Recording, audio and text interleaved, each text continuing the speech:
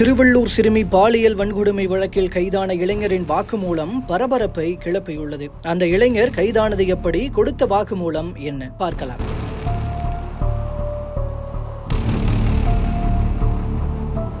திருவள்ளூர் மாவட்டம் கும்மிடிப்பூண்டி அடுத்துள்ள ஆரம்பாக்கம் பகுதியில் கடந்த 12ஆம் தேதி 10 வயது சிறுமி ஒருவர் பள்ளி முடிந்து பாட்டி வீட்டுக்கு சாலையில் நடந்து சென்று கொண்டிருந்தார். அப்போது பின்தொடர்ந்து வந்த இளைஞர் ஒருவர் சிறுமியை தூக்கிச் சென்று அருகில் உள்ள தோப்பில் வைத்து பாலியல் வன்கொடுமை செய்த சம்பவம் பரபரப்பை ஏற்படுத்தியிருந்தது. அதே சமயம் சிறுமி நடந்து சென்ற பகுதிக்கு அருகே உள்ள சிசிடிவி காட்சிகளை ஆராய்ந்த போது இளைஞர் ஒருவர் சிறுமியை பின்தொடர்ந்து செல்வதும் திடீரென யாரும் இல்லாத நேரத்தில் அவர் அங்கிருந்து சிறுமியை தூக்கிச் சென்றதும் தெரிய வந்தது. இது தொடர்பான காட்சிகளும் சமூக வலைதளங்களில் வெளியாகி இருந்தது. அந்த காட்சியின் அடிப்படையில் சம்பந்தப்பட்ட நபரை தீவிரமாக தேடி வந்த போலீசார் ஆந்திர மாநிலம் சூலூர்பேட்டை ரயில் நிலையத்தில் குற்றச்செயலில் ஈடுபட்ட நபர் போன்ற உருவ ஒற்றுமை மற்றும் உடை ஒற்றுமை உடைய நபரை பிடித்து ஆரம்பாக்கம் காவல் நிலையத்திற்கு அழைத்து வந்து போலீசார் விசாரணை நடத்தினர். கிட்டத்தட்ட ஒரே உருவ ஒற்றுமை இருப்பதால் அந்த நபரிடம் தீவிர விசாரணை நடைபெற்ற நிலையில் அந்த நபர் சிறுமியை பாலியல் வன்கொடுமை செய்ததை ஒப்புக்கொண்டார். சிறுமியும் இதனை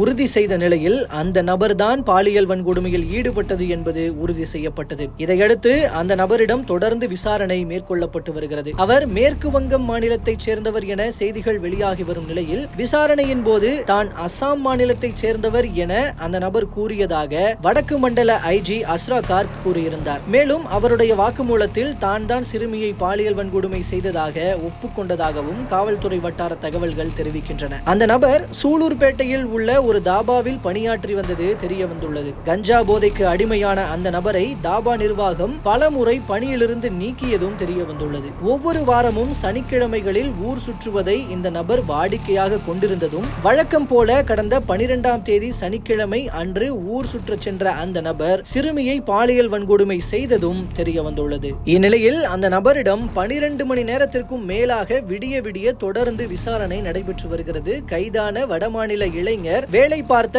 சூலூர்பேட்டை தாபாவின் உரிமையாளரிடமும் விசாரணை நடைபெற்று வருகிறது. இந்த விசாரணையில் அந்த நபர் எப்படி இங்கு வேலைக்கு சேர்ந்தார், அவர் எப்போது வேலைக்கு சேர்ந்தார், அவர் எப்போதெல்லாம் விடுப்பு எடுத்திருக்கிறார், இந்த சம்பவம் நடந்த அன்று இவர் எங்கே சென்றார் என்பது குறித்து விரிவான விசாரணை நடைபெற்று வருகிறது. விசாரணைக்கு பின் அந்த நபரை திருவள்ளூர் மகிழா நீதிமன்றத்தில் ஆஜர்படுத்தவும் அதன் பிறகு சிறையில் அடைக்கவும் காவல்துறை முடிவு செய்துள்ளதாக தகவல்கள் தெரிவிக்கின்றன.